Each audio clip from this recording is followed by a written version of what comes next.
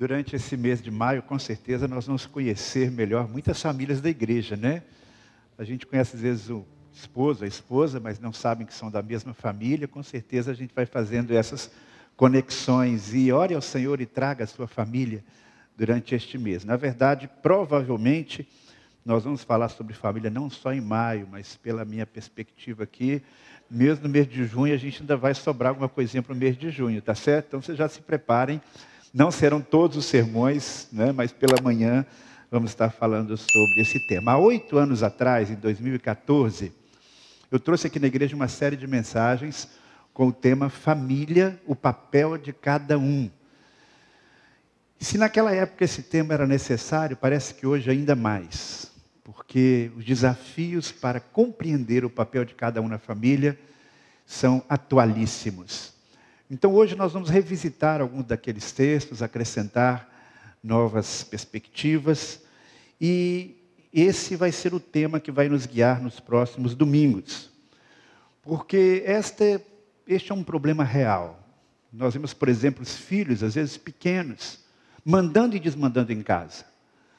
Filhos ditando como é que as coisas devem acontecer. Filhos adolescentes confrontando os pais.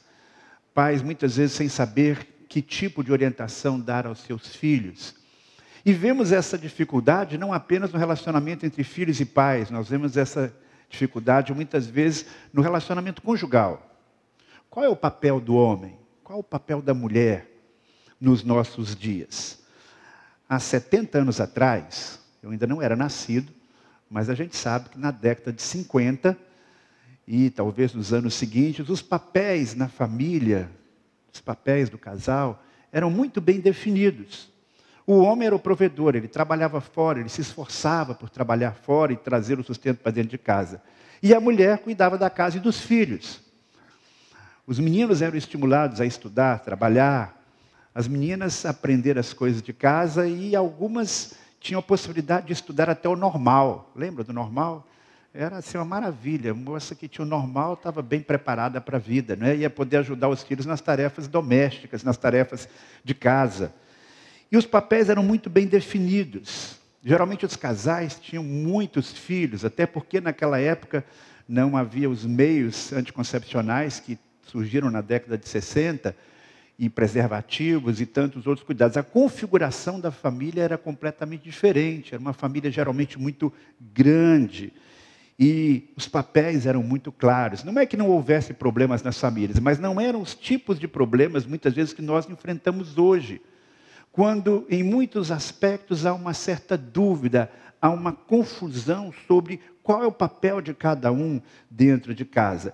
Então, a ideia de hoje é o seguinte: cada família, cada casal faz o seu acordo. Cada acordo tem que ser respeitado. Mas a questão é, será que esses acordos estão dando certo mesmo? Quando nós vemos o número de divórcios, quando nós vemos o número de conflitos, quando nós vemos tantas pessoas se sentindo ressentidas, mesmo que estejam dentro do casamento, mas muitas vezes a mulher ou o homem se sentem inadequados na sua função, não se sentem valorizados, respeitados. Como adequar tudo isso? Nós temos, nos últimos anos, um processo chamado empoderamento feminino. A mulher foi ocupando novos espaços na sociedade. Isso não é necessariamente ruim, isso é bom. Porém, a questão é qual o reflexo disso dentro de casa. Se a mulher muda a sua posição na sociedade, e muitas vezes dentro de casa, como é que fica o homem nesse contexto? Como é que ele se sente? Então nós vamos abordar essas questões hoje e nos próximos domingos. Porque nós temos hoje um novo contexto. Por um lado existe um feminismo muito forte. Por outro lado, existem muitos homens ressentidos. E por incrível que pareça, mesmo nesse tempo de fortalecimento da figura da mulher, existe também uma violência cada vez maior contra a mulher. São cada vez mais comuns os casos de feminicídio. Então há uma reação, ainda que velada, a toda essa situação. Que valores, que princípios, que diretrizes nós temos para que possamos ter equilíbrio e para que possamos não viver nesse ambiente de tanta confusão. Porque a confusão é gerada pelos conselhos que muitas vezes recebemos de todos os lados. Os pais e os avós mais conservadores dizem, não, minha filha, você não deve fazer assim. Faça como eu fiz, faça como sua avó fez. E aí vem a revista Marie Claire, vem lá os posts, né, os meios de comunicação, os professores falando uma outra coisa bem diferente, um terapeuta fala uma outra coisa. E aí, como você fica no meio de tudo isso? A ideia que nós temos é que muita gente está perdida, sem saber exatamente o que seguir. E o que nós vamos procurar fazer aqui é resgatar os princípios da palavra de Deus. Porque a Bíblia tem alguma coisa a dizer sobre família? É claro que tem. A Bíblia vai dar os detalhes sobre como você vai fazer ou não vai fazer. Não, a Bíblia não dá esses detalhes. Porque a Bíblia é um livro atemporal. A Bíblia é um livro que foi escrito há milhares de anos atrás, com princípios que são eternos, que valem para qualquer cultura. Pense então o desafio que é ter um livro que tem uma mensagem relevante no século 21, mas que tinha uma mensagem relevante para as famílias do primeiro século. Tinha uma mensagem relevante para a família na Idade Média. Tinha uma mensagem relevante, tem uma mensagem relevante para a família na Idade Moderna e agora na pós-modernidade. Então, nós precisamos entender que somente um livro que tem a inspiração divina, somente um livro que foi elaborado sob a orientação de Deus, é um livro que pode ter princípios que se aplicam a qualquer cultura e lugar. Agora, o nosso grande desafio é, esses princípios eternos, como vamos aplicá-los hoje? É a contextualização. Mas esse livro tem ensinamentos preciosos. E a nossa proposta, então, nesse tempo, é resgatar aquilo que é essencial, aquilo que é imutável. E pedir a orientação do Espírito Santo de Deus para que nós possamos aplicar esses princípios à nossa família, às nossas vidas no dia de hoje. Antes de analisar o papel do homem e da mulher no casamento, eu quero voltar um pouquinho mais atrás. Quero pensar com vocês o que diferencia o homem e a mulher enquanto seres de sexo diferente. O que tem em comum o homem e a mulher? Porque a Bíblia fala sobre isso. Quero resgatar aqui algo muito importante. Creio que já falei sobre isso, mas é importante a gente ter isso em mente quando vamos estudar esta matéria, esse assunto. A Bíblia nos fala de 4 estágios, 4 situações na dinâmica de Deus com a humanidade. Primeiro nós temos a criação. Quando Deus criou o mundo, criou o homem e a mulher, qual era o projeto original dele? O que ele tinha em mente? Idealmente, como as coisas deveriam acontecer? Então nós temos primeiro o princípio da criação. A segunda verdade, o segundo princípio que interfere na dinâmica do ser humano é a queda. O primeiro casal fracassou. Com isso entrou o pecado no mundo. E entrando o pecado no mundo, houve uma distorção desses princípios de Deus. Então, segundo princípio, a queda. O terceiro princípio, a terceira grande verdade, é a restauração. A restauração que acontece por meio de Jesus. Quando Jesus Cristo vem, ele reorganiza uma série de conceitos e de valores, e de princípios que afetam não somente a dinâmica do nosso relacionamento com Deus, mas também nosso relacionamento com o próximo e no contexto da família. E no final de tudo, estamos nesse tempo de reconciliação, de restauração. Esse é o desafio, por isso que é difícil viver, porque nós somos afetados pela queda. Nós temos o princípio da consumação. Quando Jesus vai voltar e vai completar o seu projeto completo do reino de Deus. Então, quando você lê a Bíblia, você tem que pensar nesses 4 estágios. E para entendermos como é que deve ser a restauração, nós temos que entender qual era o projeto original. Por isso, geralmente, quando nós vamos tratar desse assunto, a gente começa no Velho Testamento. A gente começa no livro de Gênesis, nos primeiros capítulos, para termos esta percepção de qual é o projeto ideal de Deus e como na nossa humanidade, com as nossas limitações, nós podemos, de alguma maneira, resgatá-lo com a ajuda do próprio Deus. Então, vamos lá para Gênesis, capítulo 1, a partir do versículo 26, vamos ler 3 versículos, versículo 26 ao versículo 28. Primeiro capítulo da Bíblia. Gênesis 1, 26 a 28. E o tema, então, dessa mensagem de hoje é o projeto original de Deus para o homem e para a mulher. Esse é o nosso tema de hoje. Leiamos o texto sagrado. Então disse Deus: façamos o homem à nossa imagem, conforme a nossa semelhança. Domine ele sobre os peixes do mar, sobre as aves do céu, sobre os grandes animais de toda a terra e sobre os pequenos animais que se movem rente ao chão. Criou Deus o homem à sua imagem, a imagem de Deus o criou, homem e mulher os criou. Deus os abençoou e lhes disse: sejam férteis e multipliquem-se, encham e subjuguem a terra, dominem sobre os peixes do mar, sobre as aves do céu e sobre todos os animais que se movem pela terra. Pai do céu, usa-me, Senhor, agora na exposição da Tua palavra, que ela seja apresentada com propriedade na unção do Teu Santo Espírito e com sabedoria. Em nome de Jesus. Amém. Meus queridos irmãos, a primeira verdade que eu vou relembrar, é incrível que a gente tenha que relembrar isso, uma coisa tão óbvia, mas que nos dias de hoje a gente precisa relembrar. A primeira verdade bíblica é que Deus fez homem e mulher como seres diferentes. A Bíblia não deixa espaço para um conceito que está se tornando mais comum hoje em dia, da pessoa não binária. Quem é que já ouviu esse termo, não binário? Levanta a mão. Olha, várias pessoas, né?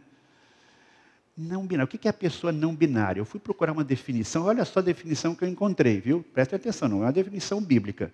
Não binário é a pessoa que se identifica com o gênero não binário, não se vê como mulher nem como homem. Ela pode ser os dois, estar em algum lugar entre o feminino e o masculino, ou completamente fora desta curva. Você entendeu? Pois é, né? Complicado, né? Eu não sei se eu sou homem, se eu sou mulher, ou se eu sou os dois. Essa é a mentalidade dos nossos dias. Não existe espaço na Bíblia, não existe espaço na revelação divina para esse tipo de concepção. Isto é uma concepção confusa dos nossos dias. Como se a pessoa tivesse o direito de escolher qual vai ser a sua identidade sexual, qual vai ser o seu sexo. Eu penso, meus irmãos, que não foi à toa que há tantos anos atrás o Espírito Santo inspirou o autor do Pentateuco para deixar bem claro, quando Deus criou o homem, Ele criou também a mulher, macho e fêmea, homem e mulher os criou. Homem e mulher são diferentes, não tem como. O corpo masculino é diferente do feminino, não apenas na aparência. A mulher tem órgãos que o homem não tem. A mulher tem a capacidade de gerar uma criança no seu ventre. A mulher tem a capacidade de amamentar. Nós temos diferenças cromossômicas, nós temos diferenças psicológicas. E tentar negar isso é tapar o sol com a peneira. Tanto alguém que não quer aceitar o seu sexo original, ele tem que passar por processos de transformação, que não são processos naturais. A mulher tem capacidades diferenciadas e limitações diferenciadas do homem. A mulher tem um ciclo menstrual que altera o seu humor. Então, eu podia citar aqui muitas diferenças entre o homem e a mulher. Os órgãos sexuais do homem são diferentes dos órgãos sexuais da mulher. E é exatamente essa diferença que proporciona a união perfeita entre homem e mulher, com, inclusive, fins não apenas de prazer, mas de procriação. Não aceitar esta realidade é negar a proposta do Criador. Não é uma questão de ideologia política. Se eu sou da ideologia A, B ou C, então acredito nisso, se não eu coloco isso em dúvida. Não, meus irmãos, não é uma questão ideológica esse ponto. É uma questão bíblica. É uma questão de fidelidade ao que a palavra de Deus apresenta. É bem verdade que o homem, o menino, aprende ao longo da sua vida comportamentos ditos masculinos e a menina aprende comportamentos femininos. Mas isso não significa que não haja uma identidade já definida pelo próprio corpo. É uma junção daquilo que ensinamos para os nossos filhos, para que o menino aprenda a ser um homem e a menina aprenda a ser uma mulher, mais aquilo que Deus já determinou biologicamente, que traz à pessoa uma identidade na área sexual. Tem pessoas que dizem, eu não me sinto bem com o meu próprio corpo. Eu sinto atração por uma pessoa do mesmo sexo. Procure ajuda de um psicólogo cristão conservador. Eu digo conservador porque, infelizmente, existem muitos terapeutas por aí que vão, na verdade, dizer, você precisa sair do armário. Você precisa aceitar a sua identidade. Quando eu digo, você não precisa sair do armário, você precisa entrar no quarto e orar lá em secreto e pedir, Deus me ajude. Porque eu estou numa batalha aqui confusa, eu estou numa situação difícil. Então, o cristão autêntico, ele percebe como obra das mãos de Deus, ele percebe como um dom de Deus o sexo que Deus lhe deu. Ele não precisa viver esse tipo de conflito. Nós já temos muitos outros conflitos com os quais nós temos que lidar ao longo da vida. Por que acrescentar mais isso? Eu fico com pena, eu fico com um sentimento de aperto no coração quando eu ouço um pai ou uma mãe me dizer, pastor, meu filho tem 10 anos, tem 12 anos, e ele chegou para mim e ele acha que é bi. Meus irmãos, como pode chegarmos a esse tipo de situação? Como cristãos autênticos, nós temos que não apenas assumir a nossa verdadeira identidade como homens e mulheres, mas nós temos que pedir a Deus sabedoria, firmeza, para passar isso para os nossos filhos, para os nossos netos. Adequar o próprio corpo, a sua mente, adequar a sua mente à realidade do seu próprio corpo, é uma tarefa possível com a ajuda de Deus e de profissionais competentes e verdadeiramente cristãos. Então, muitos dos conflitos que existem na família hoje, da falta de identidade na família, conflitos de papéis, é porque o homem não se assume como homem e a mulher não se assume como mulher. Então isso já, de começo, já gera tensões e dificuldades e confusão sobre os papéis que cada um vai exercer. Segunda verdade que eu quero destacar à luz do texto lido, é que homem e mulher têm igual valor diante de Deus. Ambos foram feitos à imagem e semelhança de Deus. Quando enfatizamos que o homem e a mulher são diferentes, é importante destacar que não significa que um seja superior ao outro. Existe aquela ideia, não é? De que primeiro Deus fez o homem, aí depois ele viu que tinha algumas coisas para consertar e fez a mulher, uma cópia melhorada, né? Embora a ideia seja até interessante, mas na verdade não foi isso que aconteceu. Porque a Eva não é um Adão de saias, não é? Na verdade, Deus fez a mulher para complementar o homem, para que ele pudesse ter com ela uma união e formar a sua família. E Deus, então, planejou isso assim, minuciosamente. Não foi uma ideia posterior que Deus teve. Eu vou criar o homem. Deus olha para o homem e ele, então, explica o valor da companheira que ele vai dar. Por isso ele diz, não é bom que o homem esteja só. Farei para ele alguém que lhe auxilie e lhe corresponda. E depois, na sequência do texto, diz que Deus não se encontrou para o homem alguém que lhe auxiliasse, lhe correspondesse, que fosse adequada. Então, a mulher não está de forma alguma numa posição inferior ao homem em nenhum aspecto. É interessante que em toda a literatura oriental, das religiões antigas e nas filosofias, somente na literatura judaica, somente na Bíblia, nós temos uma descrição pormenorizada da formação da mulher. Fala-se sobre a criação da mulher como um ser diferente. Nas outras tradições filosóficas e religiosas não existe esse tipo de conceito. E é importante, então, que nós tenhamos isto em mente. O homem não é superior à mulher, a mulher não é superior ao homem, eles são diferentes, simplesmente. Um autor cristão, Mateus Henry, diz uma coisa muito interessante. A mulher não foi feita da cabeça do homem para dominá-lo, nem dos pés para ser pisada por ele, mas de um dos lados para ser igual a ela, ser protegida sobre o seu braço e perto do coração para ser amada. E quando nós temos então a descrição da feitura da mulher, né, Deus coloca Adão ali sob anestesia. Já existia anestesia naquele tempo, né? Colocou Adão para dormir. Porque você imagina fazer aquela cirurgia, tirar uma parte do corpo sem anestesia, seria muito dolorosa, né? Então Deus coloca Adão para dormir, dá um anestésico ali, e quando ele acorda, ele diz, uau, Né? Finalmente, essa ideia do texto, finalmente, parece que Adão já tinha conversado alguma coisa com Deus a esse respeito, né? Senhor, está faltando aqui alguma coisa, né? E não era uma coisa, era uma pessoa. E finalmente esta me corresponde, finalmente eu tenho alguém com quem eu posso me relacionar de uma forma muito especial. E eu posso imaginar que ele olhou para aquela mulher e disse, você é a mulher mais linda do mundo, também era única, né? Viva de tal maneira a admirar a sua esposa, admirar o seu esposo, como se ela fosse a mais bonita do mundo. E mesmo que ela não tenha mais toda aquela beleza física dos tempos de juventude, com certeza ela tem outros aspectos de beleza interior que estão ali dentro e devem ser valorizados. Ela tem qualidades singulares.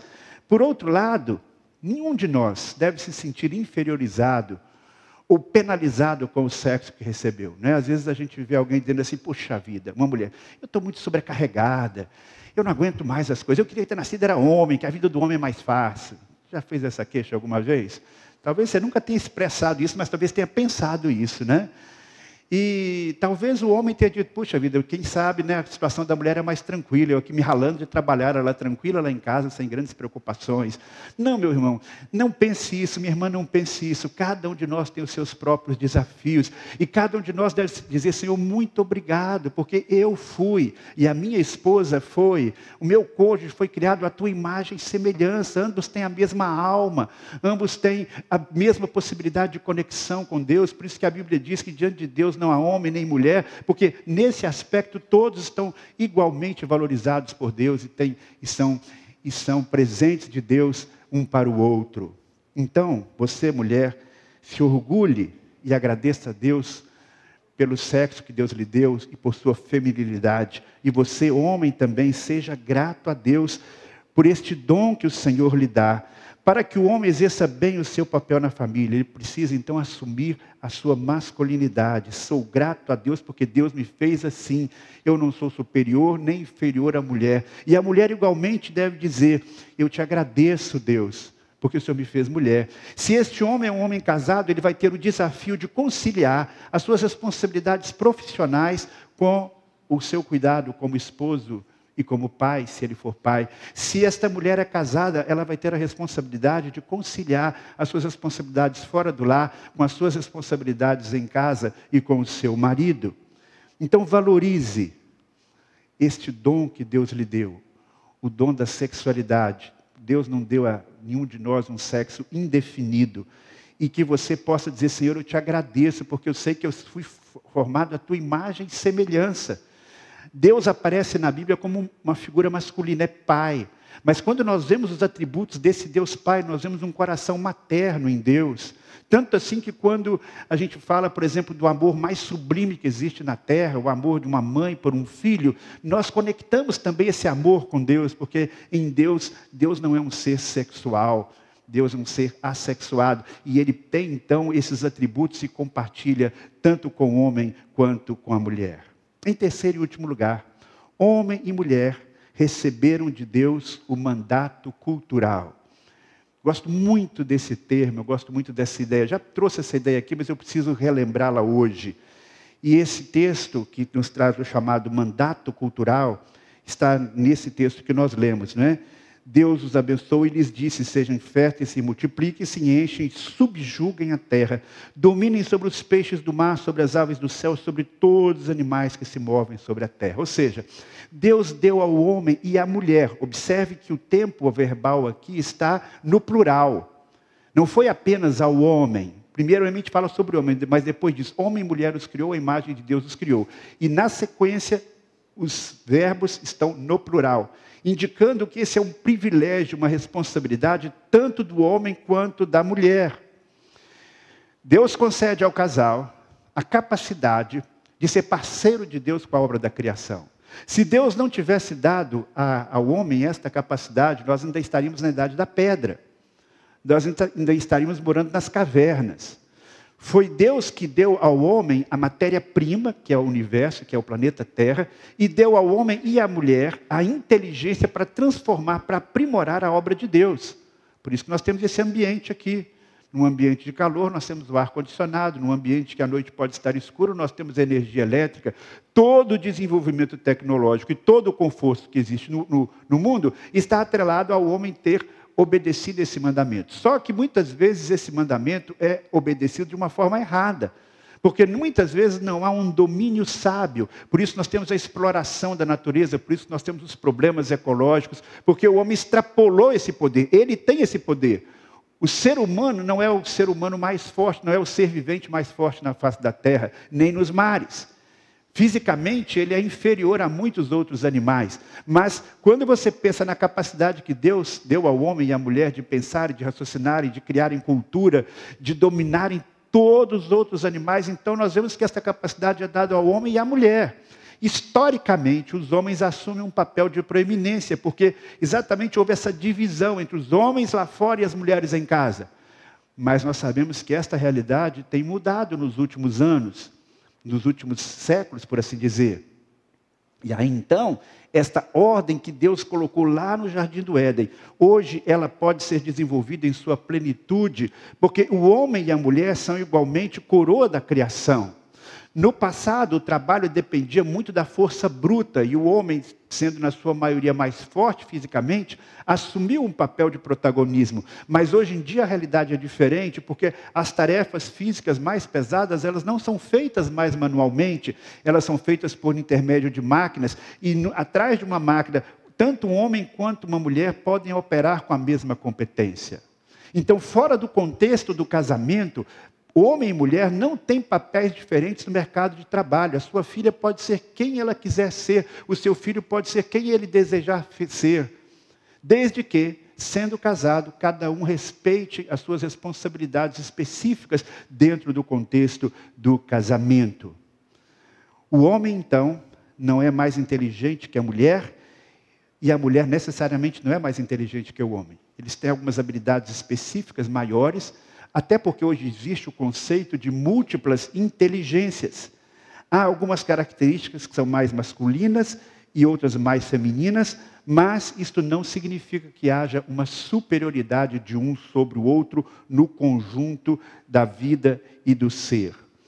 Se o homem e a mulher são casados, então ambos têm a mesma responsabilidade, repito, de conciliar a sua vida profissional com as suas responsabilidades como esposo ou como esposa e como pais. Finalizando, nós sabemos que existem hoje vários tipos de família. Nós sabemos que é um número crescente de mulheres, por exemplo, que são mães solteiras. Sabemos que o número de divórcio cresceu muito com o passar dos anos. Antigamente, não é que a situação fosse planejada por Deus. Não é que fosse uma situação ideal, era diferente. Né? O homem continuava casado lá com a sua patroa e tinha suas amantes fora do casamento. Mas continuava casado com aquela mulher a vida inteira, tendo muitas vezes uma vida promíscua. Essa era a realidade, tendo 2, 3 famílias. Nesse sentido, a realidade, em muitos aspectos, mudou, porque poucas mulheres hoje, relativamente, aceitam esse tipo de situação. E aí vem o divórcio. Uma das causas do divórcio é essa. O fato é que esta realidade do divórcio provoca, então, uma mudança na configuração familiar. Porque algumas famílias, as mulheres vão criando seus filhos até que eles cresçam.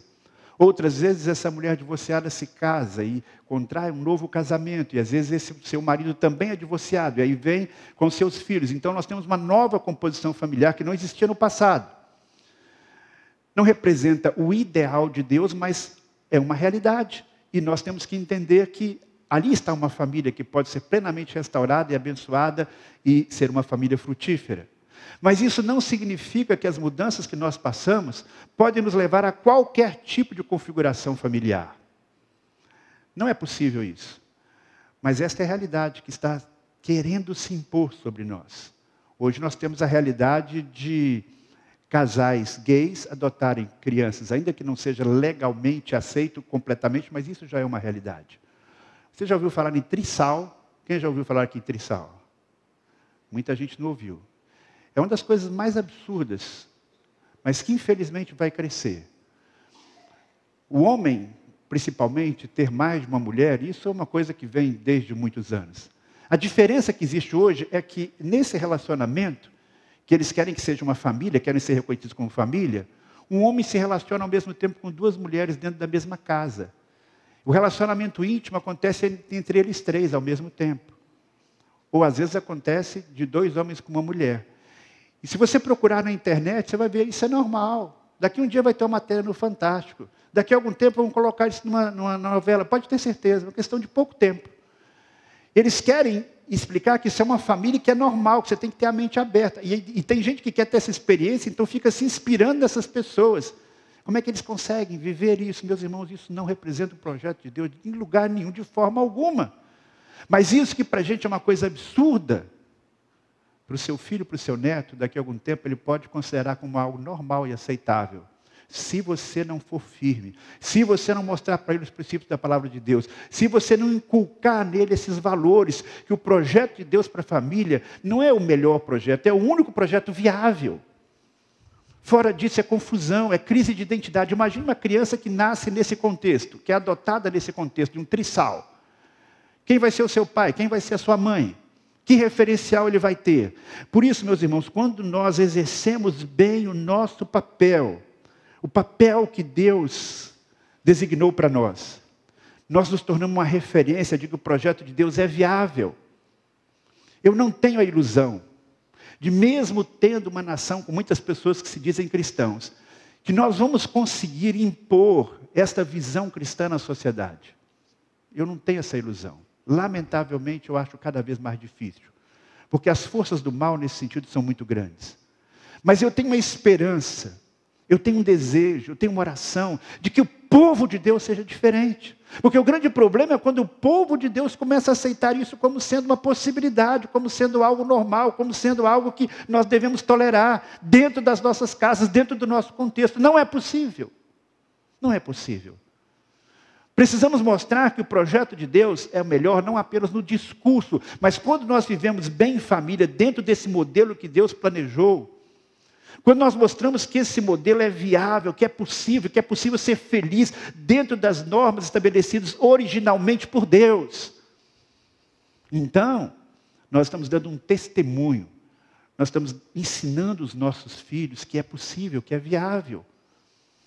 Porque nosso Deus não é um Deus de confusão. Então, esses princípios que eu apresentei aqui, meus irmãos, repito, não são apenas uma ideologia humana. O plano original de Deus para o homem e a mulher é o ideal. Não adianta tentar mudá-lo. E esta conscientização, ela passa por cada um de nós. Esta conscientização nós temos que fazer com os nossos filhos, bem pequenininhos. Vocês sabem que nós temos um netinho, e a gente já ensina para o Pedrinho. Pedrinho, você é menino. Bate na cabeça dele. Porque daqui a pouco ele vai começar a ouvir outras coisas. Vai ouvir outras coisas. É inevitável. Nós não temos como evitar que ele tenha uma influência de fora. Mas se nós inculcamos na sua mente, no seu coração, e temos uma vida que é um exemplo, o homem sendo homem, a mulher sendo mulher, nós podemos minimizar tremendamente que eles possam adotar esta ideologia. Vamos então, meus irmãos, como pais, avós, tios, inculcar nas nossas crianças a sua verdadeira identidade sexual. Vamos protegê-los, vamos dialogar com eles. Porque com referências claras, eles ficarão menos vulneráveis. Ensina o seu menino a respeitar as meninas. Ensina ao seu filho menino que ele pode ser quem ele quiser ser no campo profissional. E se ele se casar, que ele exerça bem o seu papel de marido e pai. Ensina a sua menina que ela pode sonhar em ser em quem ela quiser ser, porque ela tem capacidade para isso. Ela foi criada à imagem e semelhança de Deus com potencial extraordinário. Mas se ela optar por casar, que ela tem grandes responsabilidades como esposa e como mãe. Ensine para os meninos e para as meninas que eles têm valor por terem sido feitos igualmente à imagem e semelhança de Deus. E aceite alegremente a identidade que Deus lhe deu. A identidade sexual, a identidade de papel. E assim você honrará ao Criador. E será quem Deus planejou que você fosse. Que Deus nos abençoe. Amém. Vamos orar?